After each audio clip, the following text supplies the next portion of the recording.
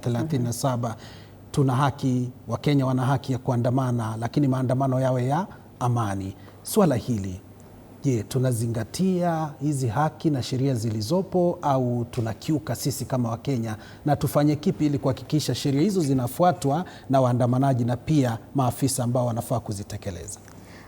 Asante sana kwa hilo swali. What I would say, in the spirit of constitutionalism, every Kenyan has the right to go out and picket and even take to the streets as long as it's within the confines of the law. In this case, nilisikia pia Maraga ametaja hilo jambo akisema ya kwamba waandamanaji, they go out in the streets, they are very peaceful, but on the other side they are met with undue resistance from the police force. So for me, from where I'm sitting, I see it as a classical example of necropolitics. It is an attempt of the regime to intentionally take advantage of these citizens that are going after their constitutional rights.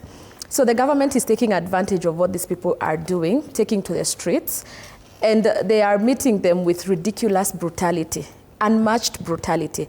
Because like today, the requirement for today's maandamano was show up with a national flag, a Bible, a cross, or a Quran. And all of these were tools that were supposed to show the government that we are committed to doing this in a peaceful manner.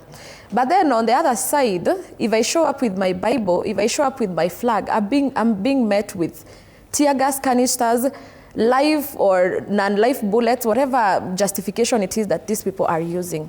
So I feel it's an attempt by the government to muzzle us when we are really committed to being peaceful. Na yes. Labda nipate hisia zako. Hapa tunaona kila mwamba ngoma anavuta upande wake.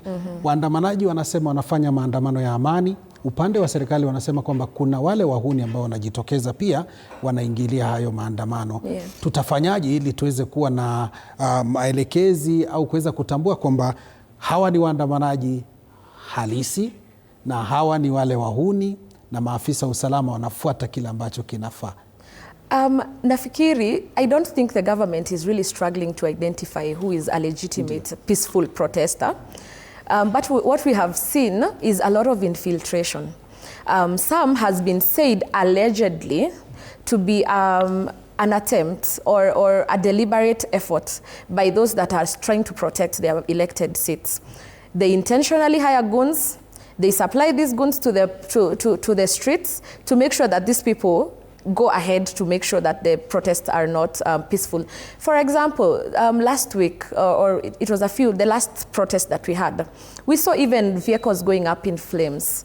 But later we come to realize that these vehicles were intentionally planted there by the state. So I think for the waandamanaji, for example, for today, if I have the national flag around my neck, or I'm holding it up, or I have a Bible, or I'm dressed a certain way, like, it's easy to identify, you know? So, and also I think maybe for the waandamanaji, we need to get to a place where we are maturing as a democracy, to a point where, say in the UK, if we are going to protest today, we all make sure we are dressed a certain way. Say we get t-shirts. Or if it's the national flags, we are all in the national flag, so that it becomes easy to identify. Also, if you're in the manaji, we find a way of organizing ourselves better. I'm saying that's because I'm seated on this chair, but to be honest with you, my heart is out in the streets. Because I feel all I have at this point is my voice. It is my democratic right to speak to the loudest possible voice, and it's about time that the government realizes it's time to listen to us, because I don't think any of us is planning to back down anytime soon. Before we go back down there, briefly, Peter, and I like what she says, but at the same time, like they say, that somebody else's rights, or ends where another person's begin. Yeah, that her heart could be here. That she could be here, but physically, I mean, her heart is somewhere down the street, but somebody else's heart is not there.